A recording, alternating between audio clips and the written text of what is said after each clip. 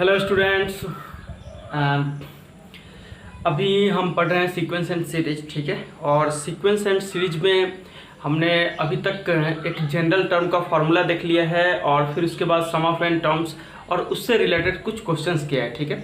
General term से related और सम of N term से रिलेटेड कुछ क्वेश्चंस किया है। और अब इसके बाद जो हमारा फर्स्ट एक्सरसाइज, मुझे लग रहा है बाकी सारे लोग ऑलमोस्ट लोग कंप्लीट कर चुके होंगे फर्स्ट एक्सरसाइज, ठीक है। अब सेकंड एक्सरसाइज के कुछ क्वेश्चन हम कर भी चुके हैं, लेकिन कुछ क्वेश्चन अभी बाकी है, ठीक है। और सेकंड एक्सरसाइज कंप्लीट करने के लिए एक और कंसेप्ट की ज़रूरत है। वो कंसेप्ट है हमारा एरिथमेटिक मीन, ठीक है। तो आज हम देखते हैं एरिथमेटिक मीन और उसके बाद हम स्टार्ट कर लेंगे सेकंड एक्सरसाइज, ठीक है। तो एरिथमेटिक मीन का कंसेप्ट देखते हैं क्या है।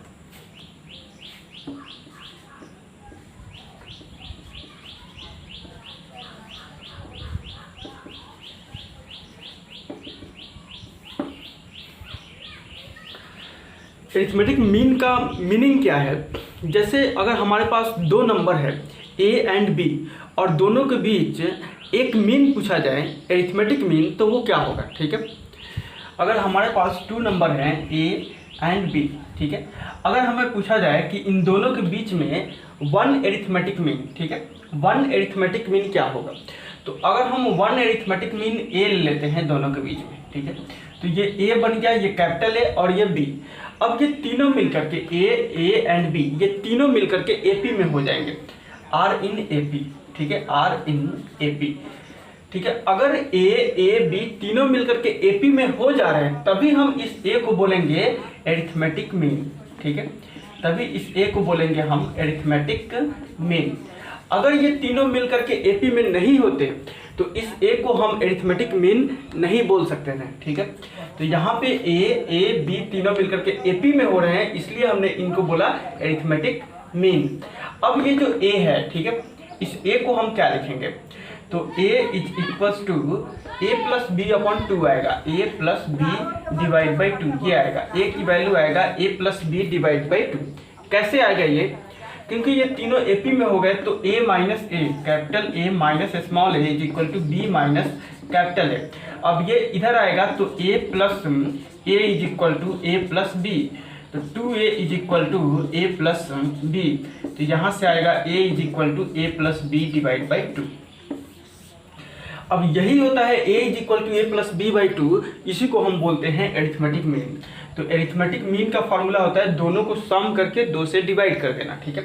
अगर हमें पूछा जाए 5 और 7 के बीच वन एरिथमेटिक मीन 1 am, ठीक है, तो इसका आंसर आएगा 5 plus 7 upon 2 is equal to 12 by 2 is equal to 6।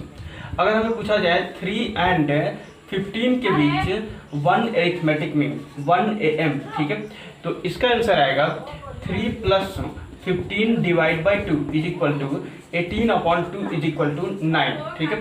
तो इस तरह से हम किसी भी दो नंबर के बीच में एरिथमेटिक मीन निकाल सकते हैं, ठीक है। कोई भी दो नंबर हो उसके बीच हम एरिथमेटिक मीन निकाल सकते हैं, ठीक है।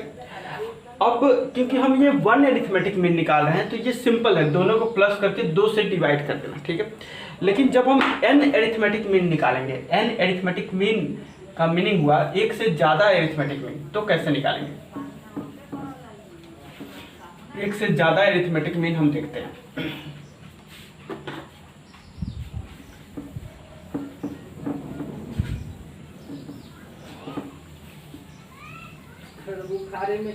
ठीक है, तो हमने वन एरिथमेटिक मीन तो देख लिया, अब हम देखते हैं an arithmetic mean.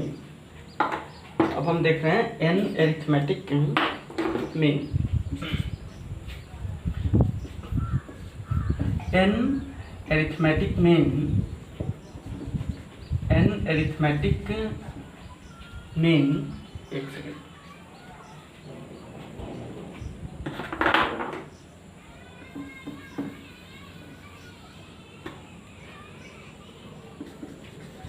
An arithmetic mean between two numbers, between two numbers A and B, A and B के बीच हमें एन एरिथमेटिक मीन निकालना है, ठीक है, एरिथमेटिक मीन निकालना है। ए एंड बी के बीच। अब n अरिथमेटिक मीन का क्या मीनिंग है, आप 5 भी निकाल सकते हो, 6 भी निकाल सकते हो, 7 भी निकाल सकते हो, 10 भी निकाल सकते हो, जितना अरिथमेटिक मीन चाहो उतना निकाल सकते हो, ठीक है। तो उसी को हम जनरल फॉर्म में ले लिया n अरिथमेटिक मीन, ठीक है। अब हम n को अगर डिराइव कर लेते हैं, n के लिए फॉर्मूला बना लेते हैं, तो किसी भी नंबर के लिए हो जाएगा। तो जैसे हमारे पास n है, तो यहाँ पे हम क्या करते हैं, पहले उसको लेट कर लेते हैं, let a1 a2 a3 a4 so on to an। ये हमारा n arithmetic mean n am between a and b, ठीक है। a एंड b के बीच में n arithmetic mean a1 a2 a3 a4 so on to an तक है, ठीक है। तो अब इसकी वैल्यू हम कैसे निकालेंगे, a1 से an तक है, n है, तो इसकी हम वैल्यू कैसे निकालेंगे।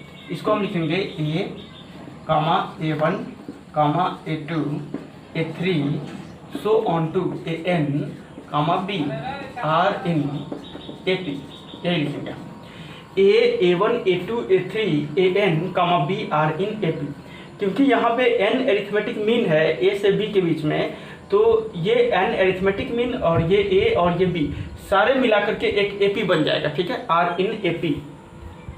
अब जब ये सारे मिलाकर के एक ap बन गया, ठीक है, तो हमें इसकी वैल्यू निकालना है। तो a1 का फॉर्मूला क्या होगा, a1 इज इक्वल टू होगा a plus D, a2 is equal to होगा a plus 2d, a3 is equal to होगा a प्लस 3d, ठीक है। ऐसे निकालेंगे क्योंकि a1 यहाँ सेकेंड टर्म है, ठीक है, सेकेंड टर्म है, फर्स्ट टर्म ये, सेकेंड टर्म ये, तो second term is equal to a plus D हो गया।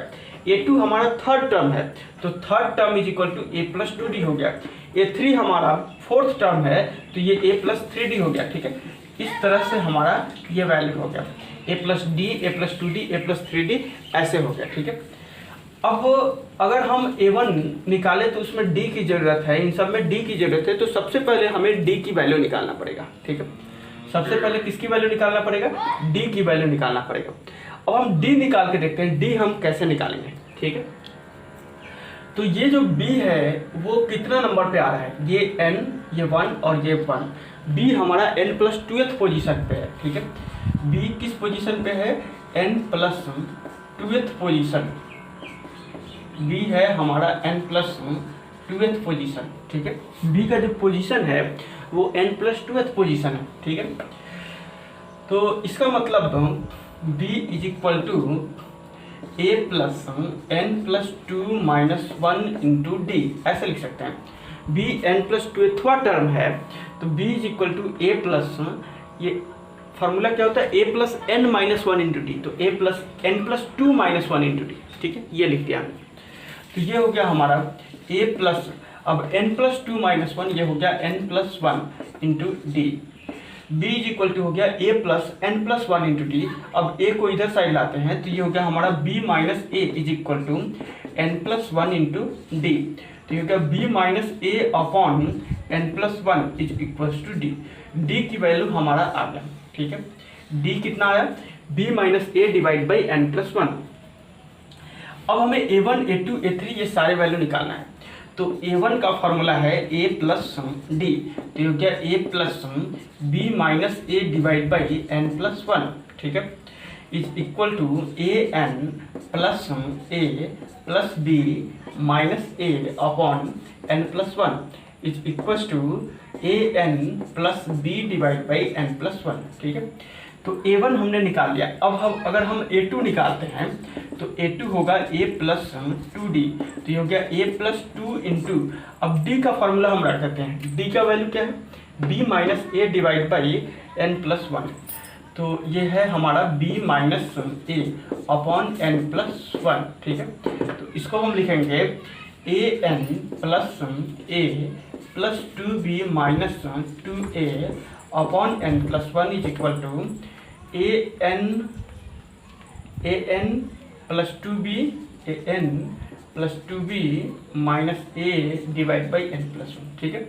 ये हो गया हमारा a n plus 2b minus a divide by n plus 1, ठीक है। तो इस तरह से हम a1 a2 a3 कोई भी वैल्यू निकाल सकते हैं, ठीक है, जब हमारे पास d की वैल्यू आ जाता है, ठीक है।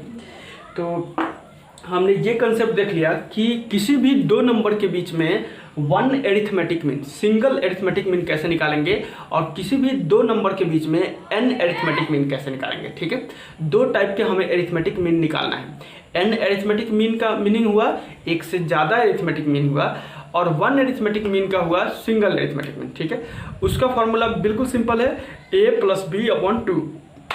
लेकिन एक से ज़्यादा जब एरिथमेटिक मीन हो जाता है, ठीक है, तो उसका फॉर्मूला पहले हमें d निकालना पड़ेगा। जैसे हमने यहाँ पे निकाला d की वैल्यू, ठीक है, b - a/n+1, और d निकालने के बाद फिर उसके बाद first arithmetic mean a + d, second arithmetic mean a + 2d, third arithmetic mean a + 3d, ऐसे एक एक करके सारे एरिथमेटिक मीन हमें निकालना है। ठीक है, तो ओके, ये हमने कंसेप्ट देखा। अब हम देखते हैं क्या इससे रिलेटेड हम क्वेश्चंस। अब इसके बाद हमारा जो क्वेश्चन है वो फर्स्ट क्वेश्चन है, insert 6 numbers between 3 and 24 such that resulting sequence is in AP. ठीक है, तो 3 and 24 के बीच में, फर्स्ट पार्ट में 3 and 24 के बीच में हमें 6 नंबर्स को इंसर्ट करना है, जो कि एक एपी में होना चाहिए। ठीक है, तो इसका अगर देखें तो ये मीनिंग हो गया कि 3 and 24 के बीच में हमें 6 एरिथमेटिक मीन बताना है। ठीक है, 3 and 24 के बीच में हमें 6 एरिथमेटिक मीन बताना है। तो 3, फिर उसके बाद a1, फिर a2, a3, फिर a4, a5, a6, और फिर उसके बाद 24 आर इन एपी। ठीक है, ये हमारे एपी में हो जाएंगे। 3, a1, a2, a3, a4, a5, a6 और 24, ये सारे मिलकर के क्या बनेंगे, एपी बनेंगे। ठीक है, तो ये जो 24 है वो कितने नंबर पे आ रहा है, 1 2 3 4 5 6 7 8 नंबर पे आ रहा है। 6 ये और 2 ये 8 नंबर पे आ रहा है। तो हम लिखेंगे 24 is equal to a + 8 - 1 × d, ये लिखेंगे। ठीक है, तो ये हो गया हमारा 24 इज इक्वल टू, a की वैल्यू यहाँ पे कितना है, a की वैल्यू है हमारा 3 + 8 - 1 7 × d। ठीक है, 24 - 3 यहाँ से आ जाएगा, 24 - 3 21 इज इक्वल टू 7 × d। तो 21/7 is equal to d is equal to 3।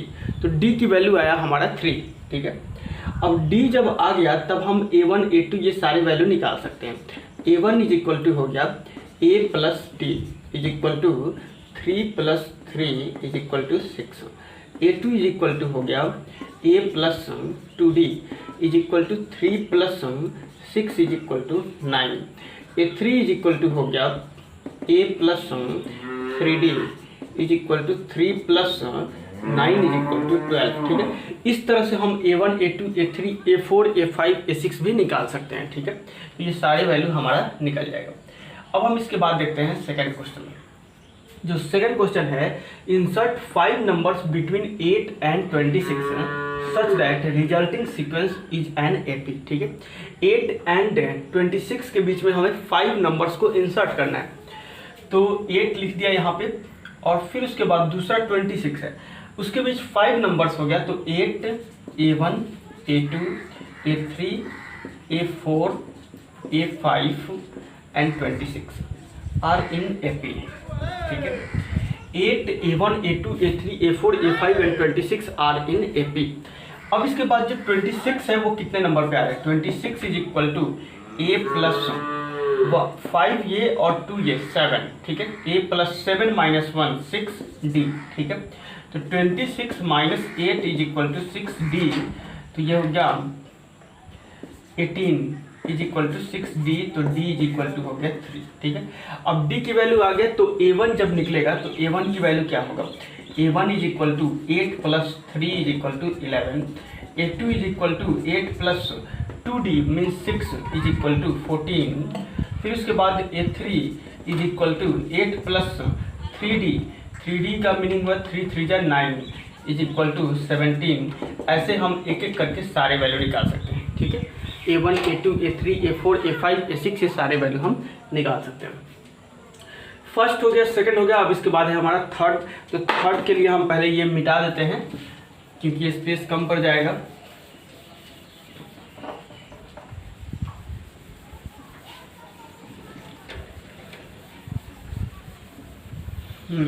तो जो थर्ड वाला क्वेश्चन है उसमें हमें कुछ दिया हुआ है, if a to the power n plus b to the power n upon a to the power n minus 1 plus b to the power n minus 1 is the arithmetic mean between a and b। ठीक है, a and b के बीच का जो arithmetic mean है वो हमें given है। ठीक है, थर्ड में हमें a and b का बीच का जो arithmetic mean है वो गिवन है, a plus b upon 2 is equals to a to the power n plus b to the power n divided by a to the power n minus 1 plus b to the power n minus 1। ठीक है, a plus b upon 2 is equal to a to the power n plus b to the power n upon a to the power n minus 1 plus b to the power n minus 1। अब यहाँ से हमें n की value निकालना है। ठीक है, तो कैसे सॉल्व करें इसको? हम क्या करते हैं, क्रॉस मल्टीप्लिकेशन करके देखते हैं। ठीक है, ये हमें गिवन है, गिवन क्या था, a एंड b के बीच अरिथमेटिक मीन ये होता है। ठीक है, a और b के बीच अरिथमेटिक मीन ये होता है, लेकिन गिवन क्या है ये, तो इसका मतलब दोनों आपस में क्या होंगे, इक्वल होंगे। ठीक है, अब जब दोनों आपस में इक्वल हो गए तो n की वैल्यू हमें निकालना है यहाँ से, n क्या होगा। ठीक है, तो अब इसको हमें सिंप्लीफाई करना होगा और सॉल्व करके n की वैल्यू निकालना होगा। ठीक है, तो क्रॉस मल्टीप्लिकेशन करके देखते हैं क्या हो रहा है। तो इसको जब हम मल्टीप्लाई करेंगे क्या आएगा, a plus B into A to the power n minus 1 plus B to the power n minus 1। ठीक है, फिर उसके बाद is equals to 2a to the power n plus 2b to the power n। ठीक है, अब इसको multiply करते हैं, a में जब इससे मल्टीप्लाई करेंगे तो a into A to the power n minus 1 ये हो गया a to the power n plus a into B to the power n minus 1 ये हो गया a b to the power n minus 1 plus a to the power n minus 1 into B a to the power n minus 1 into B. ठीक है, जब हमने a में a to the power n minus 1 से multiply किया तो ये हो गया a to the power n plus a में जब हम b to the power n minus 1 से मल्टीप्लाई किए तो ये हो गया a b to the power n minus 1 plus a to the power n minus 1 into B plus ये हो गया हमारा b into B to the power n minus 1 ये हो गया b to the power n। ठीक है, ये हमने मल्टीप्लाई कर दिया, इज इक्वल टू ये है 2a to the power n plus 2b to the power n। ठीक है, अब क्या करते हैं, इसको हम लेफ्ट साइड में लाते हैं, तो ये हो जाएगा हमारा a to the power n plus a b to the power n minus 1 plus a to the power n minus 1 b plus b to the power n minus 2a to the power n minus 2b to the power n is equal to 0। ठीक है, is equal to 0 ये आ गया। अब यहाँ पे a to the power n, यहाँ पे minus 2a to the power n। ठीक है, तो ये हो जाएगा minus a to the power n, यहाँ पे b to the power n और यहाँ पे minus 2b to the power n, ये हो जाएगा minus b to the power n। तो इसको हम लिखेंगे a b to the power n minus 1 plus a to the power n minus 1 into B, फिर उसके बाद यहाँ से आएगा minus a to the power n, फिर यहाँ से आएगा हमारा minus b to the power n is equal to 0। ठीक है, ये हो गया a b to the power n minus 1 plus a to the power n minus 1 to b। अब ये दोनों जब माइनस हुए तो यहाँ पे आया minus a to the power n, और ये दोनों जब माइनस हुए तो यहाँ पे आया minus b to the power n is equal to 0। ठीक है, अब हम कुछ कॉमन निकालते हैं, यहाँ पे क्या कॉमन निकल रहा है ये देखना है हमें। जैसे अगर हम इन दोनों में से देखें तो a निकल जाएगा और b भी निकल जाएगा। ठीक है, इन दोनों में से अगर हम देखें तो यहाँ b है, यहाँ b to the power n minus 1 है, तो b टू द पावर 1 निकालते हैं तो फिर हमें मल्टीप्लाई डिवाइड करना पड़ेगा। ओके, और इन दोनों में से अगर हम a निकालते हैं तो b to the power n minus 1 minus a to the power n minus 1 बचेगा, और इन दोनों में से अगर b निकालते हैं, हाँ ऐसे निकाल लेते हैं, ये एक पेयर बना लिया हमने और ये हमने दूसरा पेयर बना लिया। ठीक है, अब हम इन दोनों में से कॉमन निकालते हैं, क्या निकल रहा है, इसमें से a निकलेगा तो ये बनेगा हमारा b to the power n minus 1, फिर उसके बाद minus a to the power n minus 1 ये हो जाएगा। जब इसमें से हम a निकालेंगे तो ये बनेगा b to the power n minus 1 फिर minus a to the power n minus 1। ठीक है, और फिर जब हम इन दोनों में से निकालेंगे, ये दोनों में से निकालेंगे तो ये बनेगा हमारा प्लस b कॉमन निकाल लिया हमने, तो ये बना हमारा a to the power n minus 1 minus b to the power n minus 1 is equal to 0।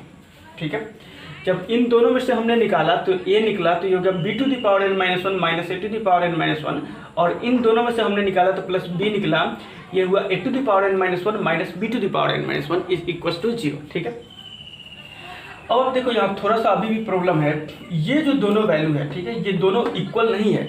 यहाँ पे पहले a to the power n minus one है, यहाँ पे पहले b to the power n minus one है, तो हमें किसी न किसी एक में से माइनस कॉमन निकालना पड़ेगा। ठीक है, हम क्या करते हैं कि यहाँ से माइनस कॉमन निकाल लेते हैं। ठीक है, तो ये बनेगा हमारा a into B to the power n minus one minus a to the power n minus one, फिर उसके बाद माइनस b इंटू, जब हमने माइनस निकाला तो ये पॉजिटिव हो जाएगा, ये निगेटिव हो जाएगा, ये बनेगा b to the power n minus one minus a to the power n minus one is equal to 0। ठीक है, पहले a to the power n minus one minus b to the power n minus one था, जैसे ही हमने minus common निकाला ये बना b to the power n minus one minus a to the power n minus one. ठीक है, is equal to 0, ये बना।